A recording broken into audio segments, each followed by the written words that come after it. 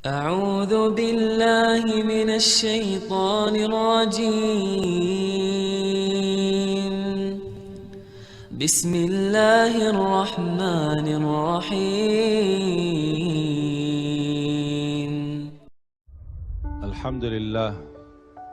الحمد لله رب العالمين. اللهم صل على سيدنا محمد وعلى آل سيدنا محمد. Kita dalam segala urusan dunia mengambil keputusan kita harus bermusyawarah. Tapi kalau dalam hal ibadah tidak semestinya bermusyawarah. Artinya kalau kita mau laksanakan kewajiban kita, masa kita bermusyawarah dulu? Allah subhanahu wa ta'ala memanggilkan kita untuk menunaikan salat kita 5 waktu, tidak perlu dimusyawarahkan. Kalau kita sudah mendengar hayya 'alas salah, hayya 'alal falah, segera tunaikan kewajiban kita. Kalau kita perhatikan dalam Al-Quran, banyak ayat-ayat yang Allah subhanahu wa ta'ala ikatkan salat dengan zakat, atau bahasa lain salat dengan infak, sebagaimana firman Allah subhanahu wa ta'ala di suratul Baqarah, dan saya yakin semuanya hafal. A'udzu billahi minasyaitonir rajim. Bismillahirrahmanirrahim. Alif lam mim. Dzalikal kitabu la raiba fihi hudan lil muttaqin. Alkitab ini petunjuk bagi siapa? Bagi muttaqin. Dan Allah menjelaskan sifat-sifat mereka. Kalau kita ingin meniru mereka, ingin bergabung bersama mereka, ingin menjadi seperti mereka, ikutilah penjelasan Al-Quran. Siapa si al-muttaqin ini?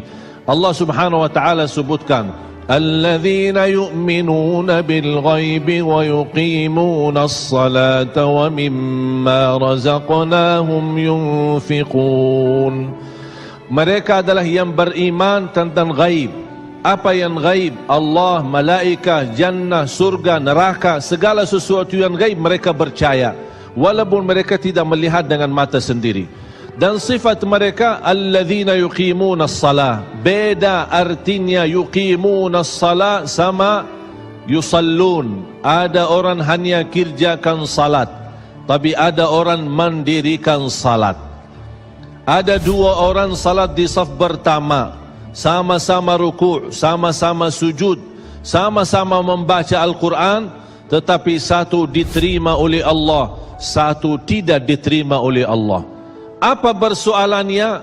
Karena satu menghadap Allah dengan hatinya, dan satu hanya menghadap Allah dengan fisik badannya.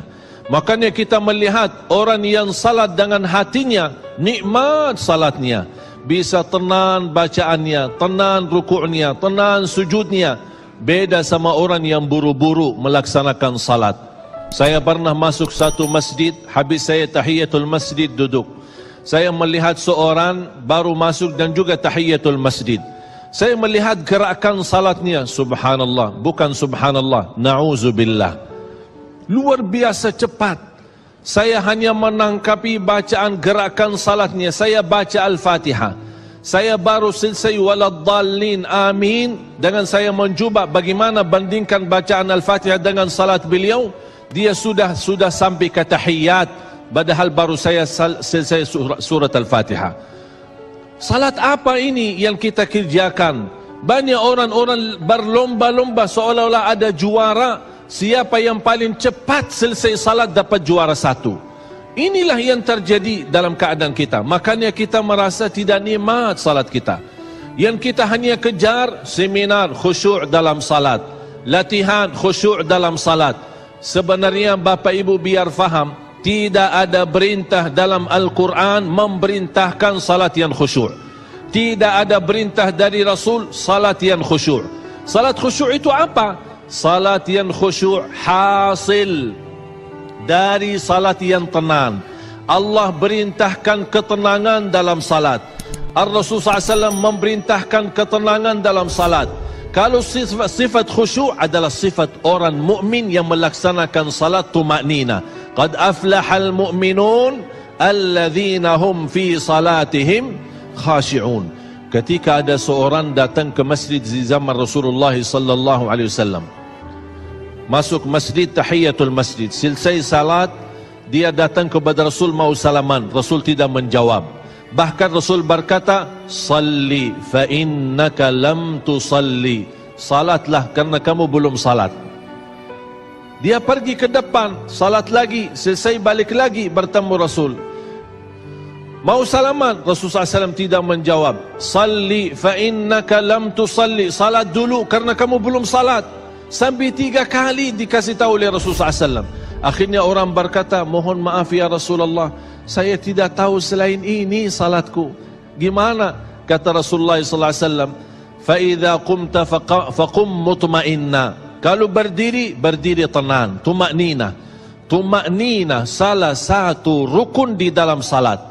Tidak sah salat seorang tanpa Al-Fatihah, betul? Sama tidak sah salat seorang tanpa tumaknina.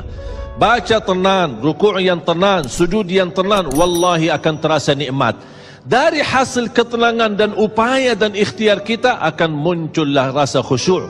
Karena khusyuk bukan sesuatu yang datang dari luar, tapi khusyuk sudah ada di dalam hati. Tinggal bagaimana cara dikelola, bagaimana bisa dikembangkan cara salat yang tenang.